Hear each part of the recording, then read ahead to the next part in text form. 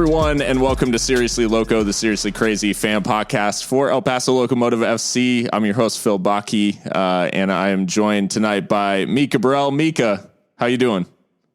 Doing good, Phil. How are you? I'm doing well. We got another one in our Getting Loco series tonight. Yes. And we're joined as well by Christian Canales. Christian, welcome back. Hey. Just one more day closer to the season. How many days now is it, Christian? 17? Yes. Oh man. Yeah, we're inching closer and closer. And luckily tonight, as I said, it's part of our Getting Loco series.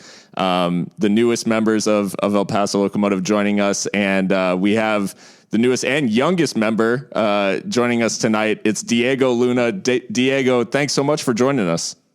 Of course. Thank you for having me. I apologize that we have to do this virtually because I'm sure by now you've got to be sick of being in Zooms for school and whatnot. Has that been? I'm sure it's been a challenge for you. Yeah, definitely. There's been a lot of Zooms, a lot of standing in front of the phone and stuff like that, but it's all good. So first of all, welcome to El Paso. How have you found the transition, like moving to the city and all this and coming here from Arizona most recently? Oh, thank you. And I enjoy it very much. I like the city. I like the environment. I love the soccer community. Everything's just super cool here, and it's calm, but I kind of like it like that. So it's been very good. So, you share a name with a high profile actor. Does it ever cause confusion on like social media, anything like that? Do you get tweets from like angry Star Wars fans? I never got tweets directly towards me, but I've seen a good amount of tweets and funny little memes about me and Diego Luna, the actor. It's funny. What do people like? People try to like do they put your face in Rogue One screenshots or something? I've seen a couple of those actually, and then there's been other ones who are just like people have been like just joking and messing around with saying like, why isn't he in the Star Wars movie? This is not the real guy and stuff like that. It's funny. We'll have to get our resident graphics guy Austin who couldn't be on tonight. We'll have to get him on some graphics, some Diego Luna crossover memes.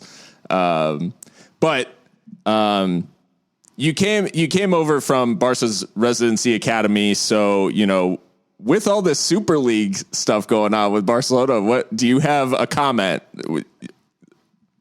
Not really. It's more of just I kind of sit back and just see what's going on and see what people are saying and stuff like that. But it's just I don't really have like a direct statement on it, but it's just I kind of just sit back and see what's going on. Yeah. Social media has been crazy to follow the last few days, just like with all that going on. And obviously I make light of it, with you spending time with that extended academy, but just like talking about, as we talk about your career coming up, your youth career coming up, leading up to this professional contract with Locomotive, you spent time at San Jose Earthquakes, and in their youth system. And then you joined that Barca residency academy. What differences were there for you coming up, through an MLS academy and then transitioning into that kind of extended Barca system? What differences were there for you, and what did you really benefit from, growing in those environments?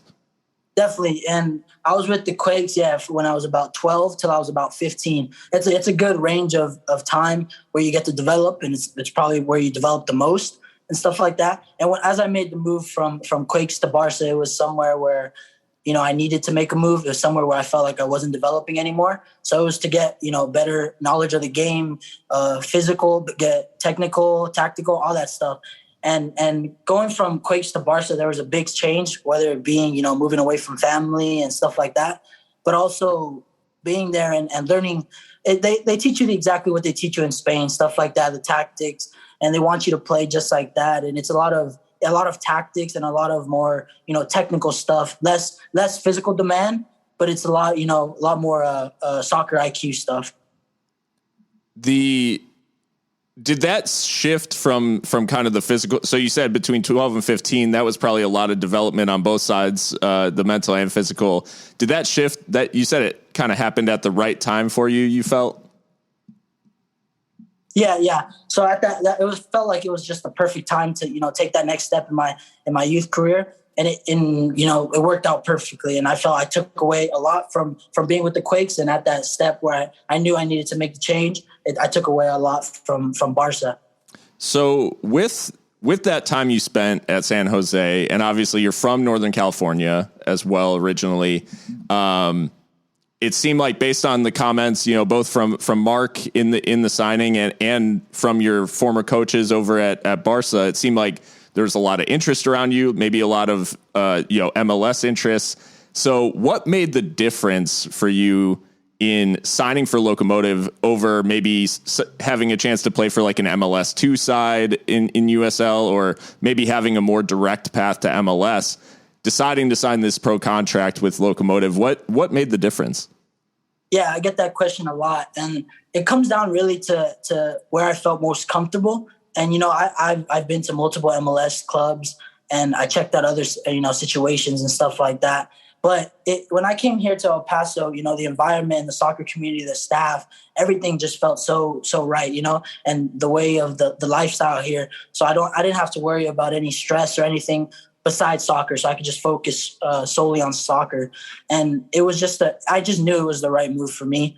And what the staff here and everything had planned for me and my future and stuff like that, it's exactly what I wanted. So I wouldn't want it to be any other way, to be honest.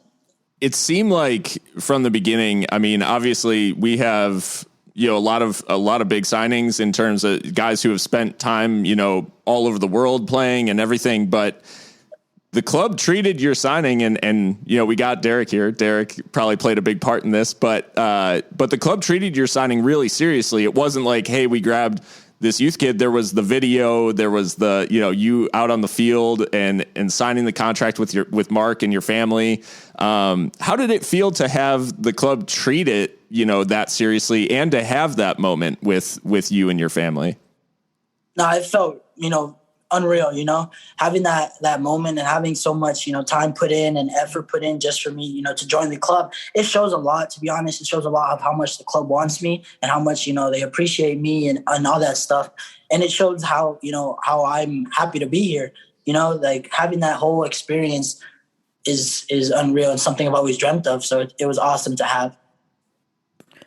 Diego, you haven't even stepped on the pitch yet in a competitive match for us, but you've already made Locomotive history in that you are our youngest ever signing, on a professional contract.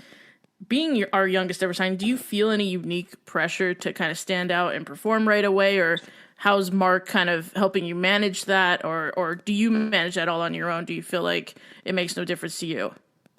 Well, yeah, coming from, the age side and stuff like that, I never really think about that stuff.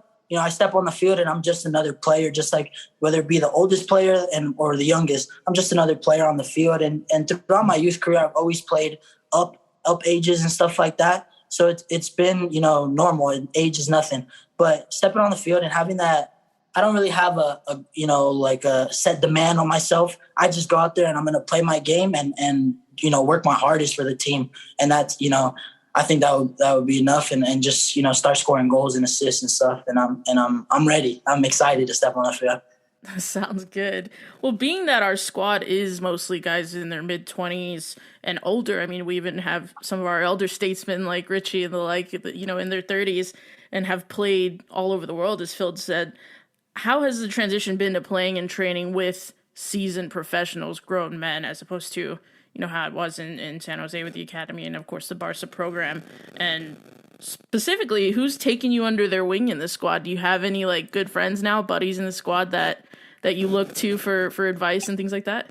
Definitely. So the change is something that made the decision, easier for me, coming to a Locomotives, a team like this where you have, how you said, pros that have played all around the world, experienced players, and coming here to train with them on a daily basis is only going to make me better, learning from them on and off the field. So that was a big reason why I also chose the Locomotives.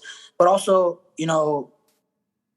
I've definitely made a good amount of friendships. Everybody on the team has took me under the wing, and it was so, like I said, it was so, comfortable coming into the team, and it just felt right. But I'd have to say, like the Richies, the Yumas, and Mishaks, those three guys have really helped me, settle into the team, and always, give me advice, stuff like that, make jokes, and just unreal. Yeah, they just helped me, become more comfortable with the team and stuff.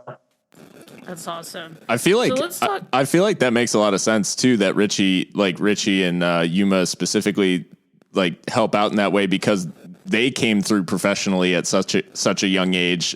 Do you think that plays a part? Like the fact that they've been on kind of a similar journey in their professional careers? Definitely. I think they see me as their younger selves, and having now experienced all that stuff, they can give me advice on what not to do, better things to do and stuff like that. And it's I talk to Richie a lot more than anyone else, and he's unreal, and the person he is and the advice he gives me and stuff like that. And I love he's like hard on me at trainings and everything, but also has that other side where he can come talk to me and stuff like that, whenever it is. It's awesome. Papa Richie. Exactly. Well, I love that. So let's talk a little about you as a player, Diego.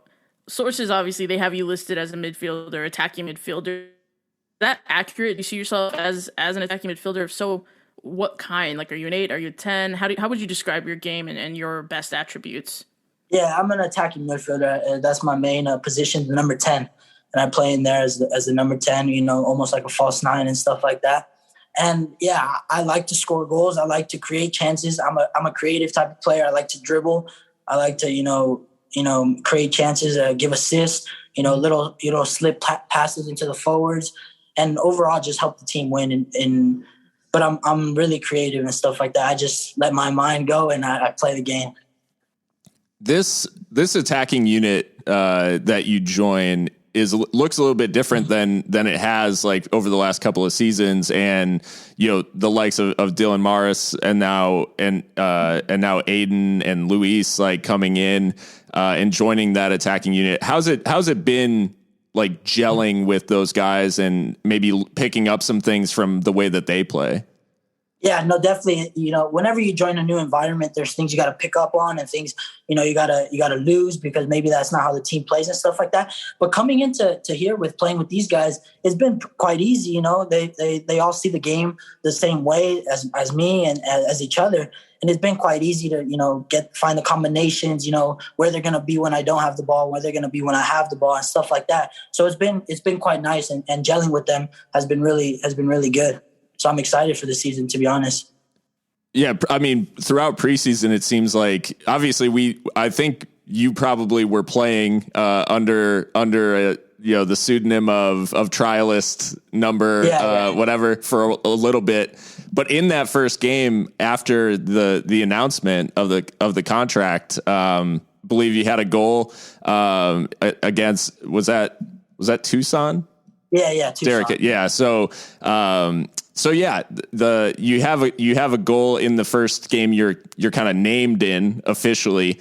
So you said you're feeling good heading into the season. It seems like you're gelling well, but how do these preseason games and scoring and linking up with the team, how much does that add ahead? Because obviously sometimes we talk like, it's just preseason, that sort of thing. But how much confidence does that give you heading into this season opener against New Mexico?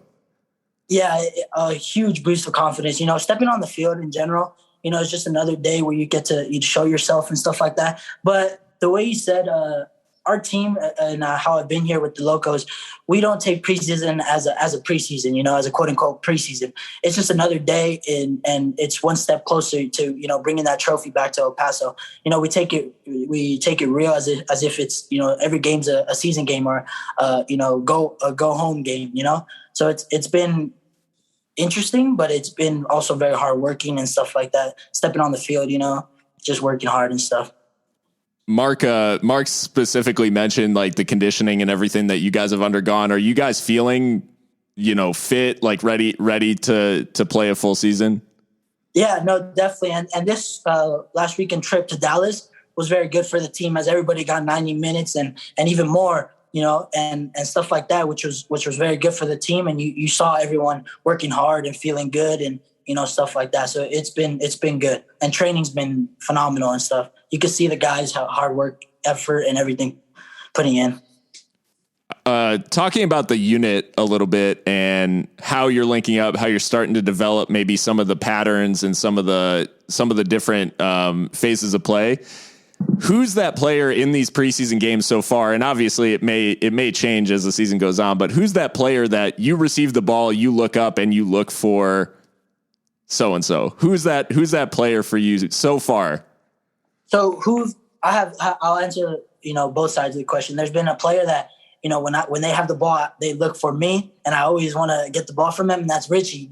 When I play with Richie, he's always trying to find me the ball, and it's because he knows that he has confidence in me and stuff like that, and the team's starting to grow confidence, coming in as the youngest player and stuff. But I'm showing every day, and they're growing on me and stuff like that, which is awesome. But Richie's always trying to find me, and it's been awesome like that. But when I receive the ball and I play with Lucho or Luis, he's always a person I look up for and try to find, slip little passes or into feet and combinations. But to be honest, everyone around me, thinks the same, like I said, and stuff like that. So anyone I look up, there's always someone that has the, same idea as me, a little 1-2 or, a little slip pass and stuff like that. So it's cool. Well, and to go off of that, obviously you're coming into a unit that has now back-to-back Western Conference Finals trips. Like, they've shown that they do win, and they play an attractive style. They play that possession style, which I'm sure you're becoming, more accustomed to. But obviously, with the goals of the team being set, everybody knows, from every presser that Mark does, every little promo is all focused on taking that next step to winning a trophy. But what are your personal goals within the team? Because sometimes it can be a little bit like 17 years old, like maybe get some minutes sort of thing. What are your personal goals in this squad? Yeah, definitely. There's definitely personal goals and stuff like that. But of course, the team comes first here in Locos, and that's what we have above the locker room and stuff like that. If you're not willing to put the team first, just turn around. And it's a big thing here, putting the team first and everything like that. So to be honest, my goals are always to help the team, So my goals are like, creating chances, scoring goals, things that would help the team in general, recovery runs, getting a lot of minutes, getting starts and stuff like that. And it's basically little goals that will help the team overall. Let's talk a little bit about you personally, Diego, because obviously the fans, they listen to this podcast and they want to get to know you and kind of, get a sense for who you are off the pitch. Obviously, Phil started at the top of the show with the Super League. Going back to that a little bit, who is your favorite player? Who did you look up to kind of growing up or still look up to, and what club do you support? Because we've got a whole bunch of different teams that people support that also support Locomotive. So I'd have to say there's a couple players, but my number one player is Marco Reus, who plays for Borussia Dortmund. Okay. And, yeah, Marco Reus is my favorite player. I've watched him, since I was young. Unfortunately, he's always injured. Yeah. But, yes. But whenever he's on the field, I watch him all the time. Love the highlights and everything, and I just like the way he plays and moves the ball and his ideas and stuff. And then also players like Iniesta, of course. Iniesta and the way, just the way he is. You like, no one's going to say no to Iniesta, And then we got the Messis and stuff from Messi and the way he dribbles and the way, the little combinations and stuff like that. But those three players, I think, would be the top three. And then the team I support is either Borussia Dortmund and then Liverpool. Yes. Oh, yeah. Phil loves that one. Yeah. Okay. So we're off on the right foot, Diego, because we've had a couple United fans the last few interviews. So that's very refreshing to hear in a tough season. Scarf in the back. Yep. There it is. Marco Reus is an interesting choice, but I think it kind of speaks to, like, is that when you think of the player, so like those are the players you looked up to, when you think of the player that you most model your game after, is it Reus? Yeah, Reus, or a combination of Reus and Iniesta. Nice. Yeah. Interesting. I like it. Yeah. the attacking flair with that control as well. Exactly. Yeah. So on the less like soccer related side, maybe it's just a little more fun. Obviously quarantine, a lot of people were gaming like all throughout quarantine. So are you a Warzone guy, a Fortnite guy, FIFA? Like what do you game at all? Do you not mess with it? I haven't got my console yet, so I haven't had a console in a while. Oh, okay. But I always play with friends and stuff like that. And I was a big time gamer, and I play Warzone, but I love multiplayer and stuff like that. Mm-hmm. And I used to play Fortnite a lot. And then I recently got into with the soccer with cars. Oh, Rocket League. Rocket League. I think that game is so fun, and it's awesome just to play and just mess around. It's cool. I think it was Logan who represented Locomotive in the Rocket League tournament at the beginning of quarantine. So there's some freaks in Rocket League who play in USL. Absolutely unbelievable. But that's funny. Yeah, Rocket League's fun. So Derek brought it up at the beginning, and we have to get to it. You're from California. You now live in Texas. Yeah. First of all, have you visited a Whataburger? And if so, In-N-Out versus Whataburger, what's the final verdict? Okay, so I have been to a Whataburger, but I have not gotten food. I've had a milkshake from Whataburger. Okay. And I've had a milkshake from In-N-Out, so I can compare those two. But I can't. The food. There's nothing I can say on the food about Whataburger. But the milkshakes, I think Whataburger has a better milkshake than In-N-Out. Interesting. You got to get on that, Diego. Yeah. That's I'll after sure Loco's win, the Whataburgers are packed. All right, because that's how everyone celebrates. Well, let's see that. Let's see Whataburger May 8th. There you go. Yeah, the entire press box and supporter section will be at Whataburger after the Okay, sounds good. Along those lines, though, like obviously you've been in El Paso now for a little bit, and we ask every single player about the food they've had in El Paso, and maybe you've ordered something in or whatever the case may be. But has there been any food that you've gotten in El Paso that has stuck out to you? Yeah, so of course, there's been like food chains that are everywhere, but there's been a taco place near my apartment. It's called Tacos Don Cuco. Yeah, yep. And it's a very nice, very cool place, and it's very good. Yeah, the chicken tacos and pastor and stuff like that. So that's where I've been, and I really enjoyed it. So of course I got to get on going to more places, but I just got here, so give me a little time. Yeah, of course. That's that was Mika. Who else said that? Someone else did say it. Maybe Aiden. I don't remember. Might have been Aiden. Yeah. Because yeah. Yeah, I think it might have been, but I mean, Don Cuco is solid. Yeah, solid good tacos. Catch El Paso attackers at Tacos Don Cuco. Yeah, getting that protein, extra protein. Yeah, exactly. Oh man, well, Diego, it's been a pleasure chatting with you, and obviously we're all excited. We're looking forward to the opening game against New Mexico. How are you feeling about starting not only, with a big opening day, matchup and home opener, all that stuff, but against our closest rival as well. How's that like feeling for you and getting right into, the culture of Locomotive? To be honest, I'm being completely honest, it's like the perfect ideal situation for me, having this big game and everything like that, and having everyone's eyes on it is awesome to start off the season and start off the season right, get a W on May 8th and then we go up from there. And having my family's coming out, so that's going to be awesome. Are they? For a little support section, and awesome. It's going to be cool. So I'm super excited. That's great.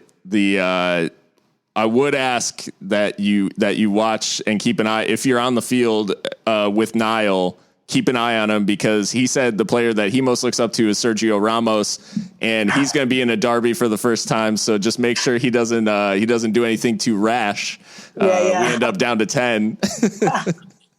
I'll keep him under control. Big guy. Well, Diego, any parting words for the fans as we get ready for this new season to kick off, and what we can expect from you? Yeah, no, I'm super excited to play in front of the eighth notch and everything like that. In front of everyone, to be honest, the city of El Paso, my first professional game and stuff like that. I'm ready to go out there and just give it my all and show you guys what I can do and stuff, and start scoring goals for El Paso. To be honest, celebrating in front of eighth notch is something I'm looking forward to. So hopefully I can make that happen sooner than later. And yeah, to be honest, thank you guys for having me, and it's been awesome. Yeah, likewise, Diego, and hopefully we'll be speaking to you again after a dub here soon. Sounds good. Thanks. Awesome. That was Diego Luna joining Seriously Loco. Really refreshing just to hear a kid who he's still literally a teenager. He signed a professional contract and it hasn't overawed him at all. He is taking it in stride. Seems right at home with the squad, and you can tell the impact that the more experienced players are having. This is a guy that Mark rates extremely highly, and Mark doesn't carry players on the team like just for the sake of it. He's not signing a 17-year-old as a gimmick. He sees him as a contributing member of the squad, and I think he's going to make a big difference for us this season. He says he plays in the 10. We've seen he scored goals in preseason. He's created goals. And one of the things we talked about last year was Dylan, maybe the lack of a replacement for Dylan. So the idea of Diego coming in and getting meaningful minutes and giving Dylan a rest at times, or, coming in late in games and being able to supplement what Dylan is doing, maybe create a little bit different angle of attack, that sort of thing. I'm really excited to see Diego turn out for the team, and we'll see how he does gelling with everything. But like I said, great to talk to him. Seems like he's got a really good head on his shoulders, and we'll see how he does for Locomotive in this new season. Throughout the season, as you listen, you can catch us on all the major podcast platforms, Seriously Loco, on Twitter as well. And follow along for all of the Locomotive content throughout the season. And we look forward to bringing it to you all right here. And until next time, stay loco.